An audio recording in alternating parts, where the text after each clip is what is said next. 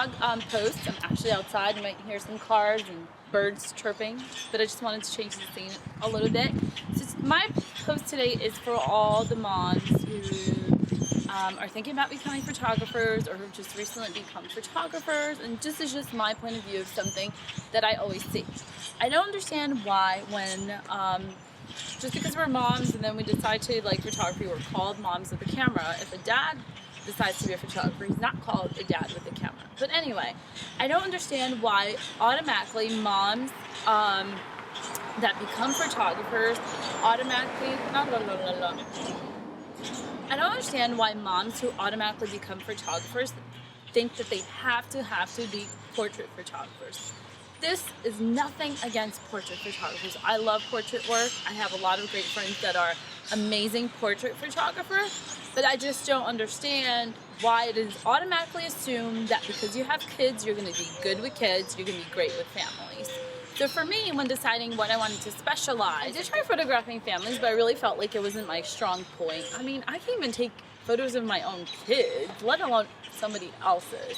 So I knew I wanted to be involved with weddings, and I started second shooting at first to just build my portfolio, and then I fully launched weddings, and I dropped portrait work per se about a year ago. I still do portrait work for my own clients, for past clients, and things like that, and personal projects. I just did a 1-week challenge with a personal portrait project.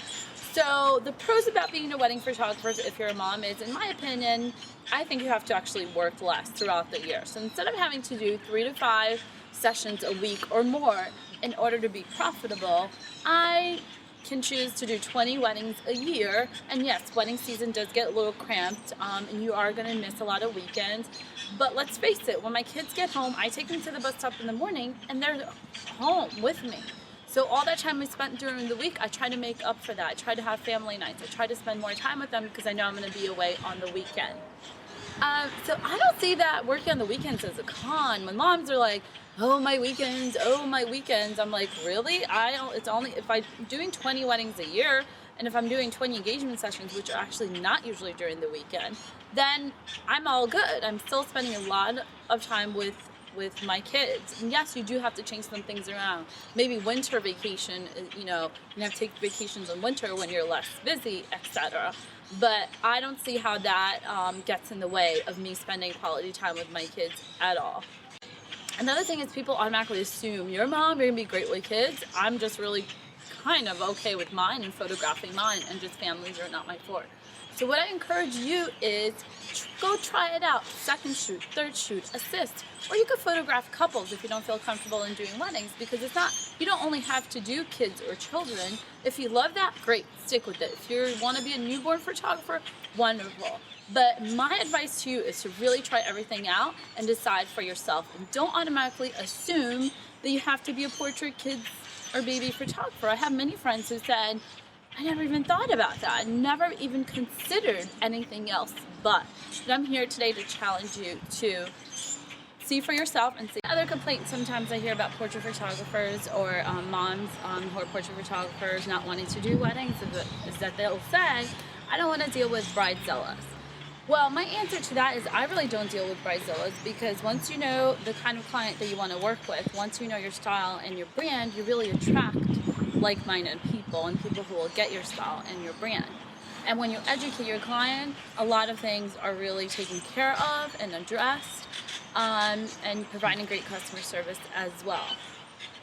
The other thing is, do you really think you're going to be great at photographing kids just because they're kids? No, there's a lot of technique that goes involved. There's skill, there's learning your camera, there's learning posing. If you can do families, you got to learn how to pose families in whatever style that you want to do. So there's always a huge learning curve, no matter what type of photography that you choose to do.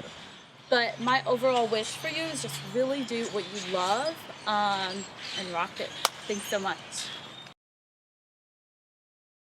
3, 2, 1. It wasn't. No, we just need a helicopter. No, it's not a movie. You can.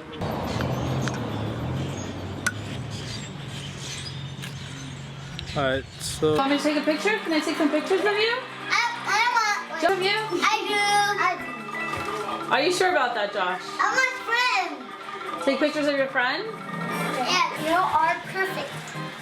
Do you think I'm a good picture taker? Yes. Wow. Penguin! The penguin! Why? Because they're my mom. Oh, good. Do you like my Here, pictures take it. though? What? Do you like my pictures? Let me go, yeah. What's your favorite? That's me holding hands. Oh, I love you. Love you too.